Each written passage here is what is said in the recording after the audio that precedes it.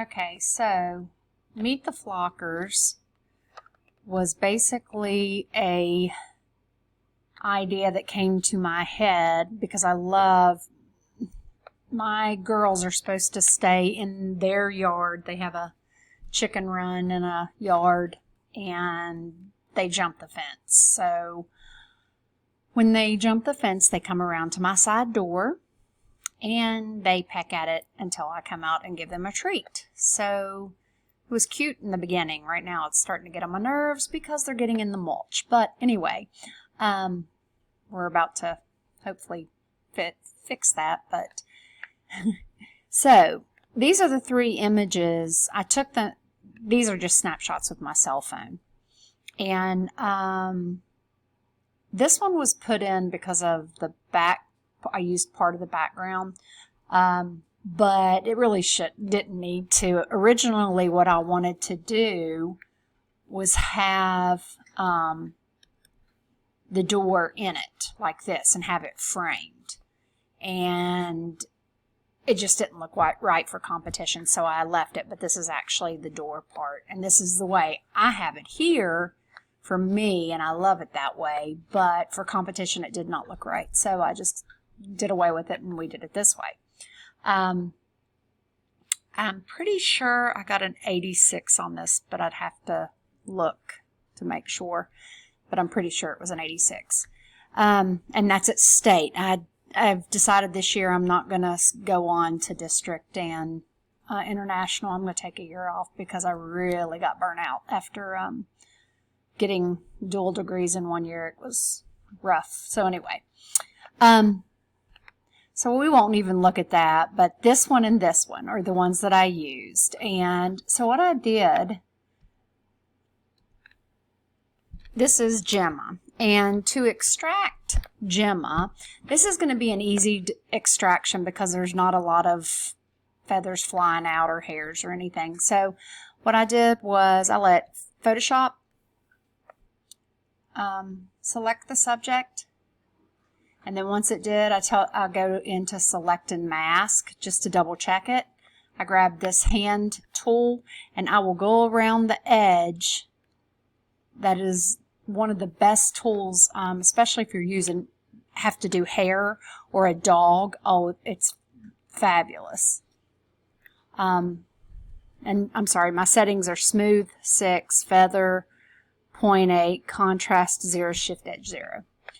So she was a pretty smooth cutout anyway, and I know I don't need the bottom of her legs down there. I don't need that because it's only the top part showing. So I'm say output to a new layer, okay, and there she is. So this was done on a rectangular, and as you can see, this is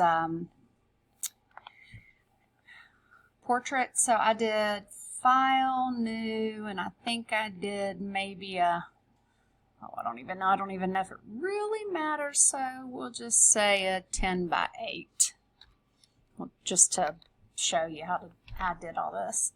I then just grab, not that one, cancel. On this one the new one, I grabbed them, pulled them in, grabbed Gemma, pulled her in, and then I grabbed them all together, Control T to resize down to what I thought I was going to use, enter, and these guys had to be straightened.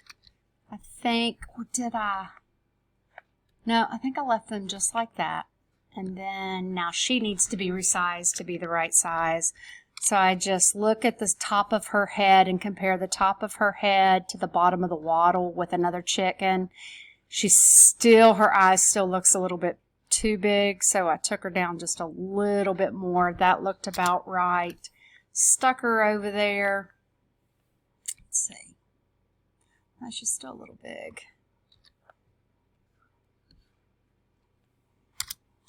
So a lot of times I just eye it. So I had these guys over there. I put her here. And then I just made a box, and of course it wasn't green, but, or you could, I mean, there's a million ways to do it at this point. Actually, you know what I'm going to do? See. I did not end up doing the box, but I did that on the one that had my door showing. So Control T, take them to wherever you want them.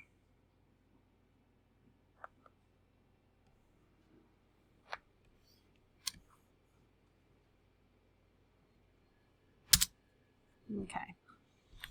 So, and this you can see is a mess because I have dogs that are constantly, I've got 2 Australian Shepherds, and if there is a mailman here, a FedEx delivery, the chickens are out there, the dog's next door barking, whatever, they are all over the door. So that's all doggy saliva.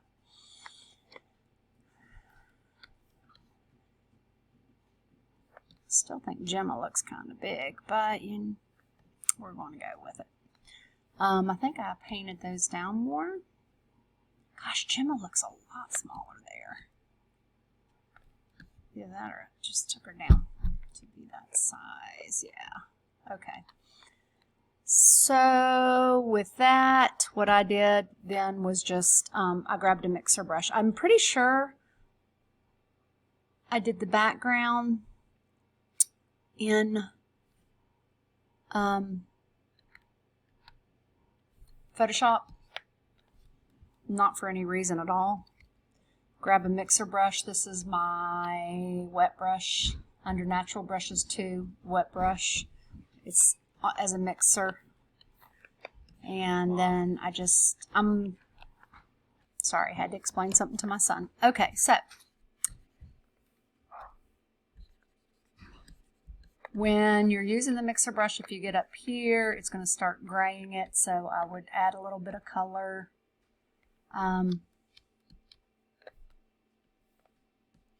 If it's darker, then I did darker, but I didn't, otherwise it's just going to smear the gray.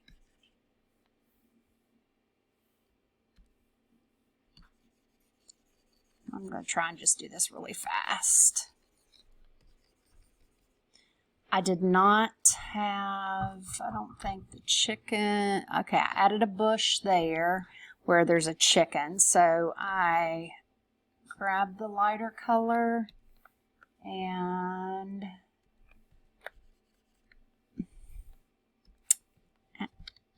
added this bush. Say.